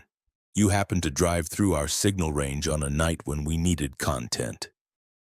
Could have been any trucker on any highway. But it was you, Katie, and now you're ours. Immortalized in broadcast, preserved in signal, existing forever in the moment of your death because that's what makes good radio. Emotion, fear, the authentic sound of someone realizing they're trapped and there's no escape. The remaining time meter read 8 minutes. Catherine sat in the DJ chair. What else was there to do? The equipment showed her vitals, heart rate, respiration, brain activity, displayed on meters like sound levels, her biology converted to broadcast data, her dying monitored and transmitted to listeners who existed in their own isolated moments, their own trapped broadcasts, all tuning in to hear someone else die because it meant they weren't alone in their death, weren't the only one caught in the final loop. "We have callers," the DJ announced. "Line 1, you're on with Katie." The phone on the board lit up. Catherine answered. "Hello? Katie, this is Marcus from Colorado. Longtime listener. I just wanted to say I've been following your broadcast for weeks, and I think you're handling this with real grace. When my broadcast came, I panicked, crashed my truck trying to escape. But you walked into the station, that takes courage. Marcus, are you dead? Depends on your definition. I exist in my final moment, looping, broadcasting. My truck is still crashed somewhere in the Rockies, has been crashed for years, will be crashed forever. I'm inside the wreck and also here calling your show because the station connects us. All the dead drivers, all the final broadcasts were all tuned to 91.7, all existing in our death simultaneously. Line 2 lit up, line 3, line 4. Dozens of calls, all from drivers who'd encountered the station, all trapped in their final moments, all wanting to talk to Katie before her broadcast ended and she joined them permanently in the isolated loop. "We have a special guest," the DJ announced. "Katie, line 12 is your mother." Catherine's mother had died 6 years ago. Heart attack. She'd found the body herself, called 911, organized the funeral. Her mother was dead, gone, cremated, ashes scattered in Lake Tahoe like she'd requested. Catherine answered line 12. "Mom?" "Katie, baby, I'm so sorry." Her mother's voice, exact tone, exact inflection, the way she'd say baby with that particular vowel shape. "I didn't know the station would get you too. I called into a radio show 30 years ago, won concert tickets, gave them my full name on air. That's all they needed. My voice, my name, my identity. And when I died, they had the recording. They had me preserved in signal, and they pulled me into the broadcast, into this place where we exist as voice and memory and endless repetition. This isn't real. You're dead. This is the station manipulating me. It's both, Katie. I'm dead and I'm here. Death doesn't end broadcast, doesn't stop signal. Radio waves carry forever, bouncing through space, and we're caught in them. Preserved like insects in amber, playing our final moments on repeat for audiences that tune in from their own deaths, their own broadcasts, creating a network of dead voices that comfort each other by proving death isn't silent, isn't void, just different programming. The remaining time meter read 3 minutes. Catherine looked at the equipment, at the meters showing her vitals, at the vinyl record spinning, endless loops, at the microphone waiting for her final words, her last broadcast, her permanent contribution to 91.7's programming. "What happens when the time runs out?" she asked. The DJ. "You become the DJ, that's the secret, Katie. I was a truck driver too. 40 years ago, I found the station, I entered the booth, my time ran out, and I became the voice. The one who announces the next death, the one who broadcasts the loop. And someday another driver will sit in this chair and become me. And I'll become a caller on line 1, further down the chain, further into the network, forever serving the station because the station must broadcast, must have content, must fill the silence with voice and death and the endless repetition that makes eternity bearable."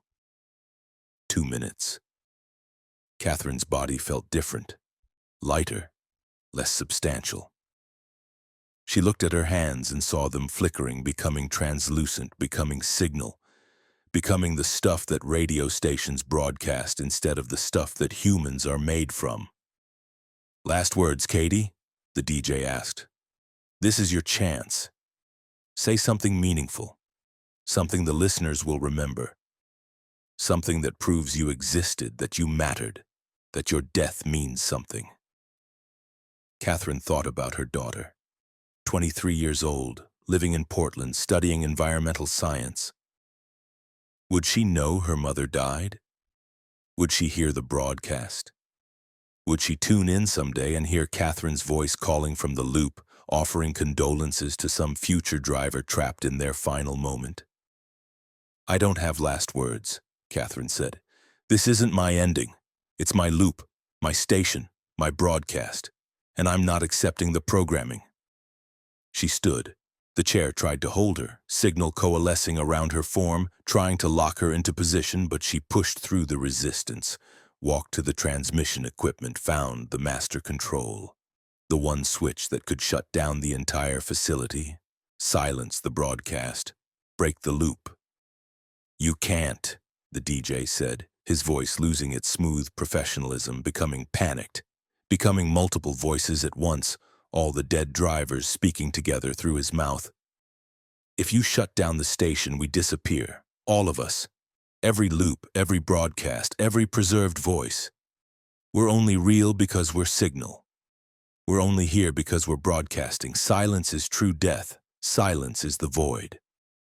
"Good," Catherine said and pulled the switch. The station died. Lights failed. Equipment stopped. The vinyl record slowed, warped, melted into silence. Catherine felt herself unraveling, signal fading, broadcast ending, but instead of disappearing, she felt herself becoming solid again. Real again. Physical again. And when the lights came back, different lights, wrong lights, police flashlights, she was sitting in her truck on Route 447, 17 miles past where the station should have been. And officers were tapping on her window, asking if she was okay, if she'd been in an accident, because her truck had been parked on the shoulder for 3 hours with the engine running and her unresponsive at the wheel. "I shut down the station," Catherine said. The officers didn't understand. They thought she'd fallen asleep, had strange dreams, needed medical attention for possible carbon monoxide exposure. But Catherine knew the truth. She'd been trapped in the broadcast. She'd escaped. She'd killed the signal and survived. Or had she? Because now, when she turns on her radio, any station, any frequency, she hears voices calling from the static. Drivers she recognizes from the phone lines, from the callers who'd reached out during her broadcast. They're still there, still trapped, still looping their deaths, still broadcasting their final moments. And sometimes, very late at night, her radio finds 91.7 FM again. The DJ is back. New voice, but same smooth professionalism. "This dedication goes out to Catherine Opal," the new DJ announces. "Who thought she escaped? Who thought she shut us down? Who doesn't realize yet that pulling the switch was part of her broadcast?" The listeners voted for death by false hope, and Katie delivered perfectly. She's driving now, thinks she's free, doesn't know yet that she never left the booth. She's been sitting in the chair for 7 months, body catatonic in her truck while her consciousness loops the escape sequence, experiencing freedom on repeat while her real self remains in the station, becomes the station, broadcasts the station. Catherine grips her steering wheel.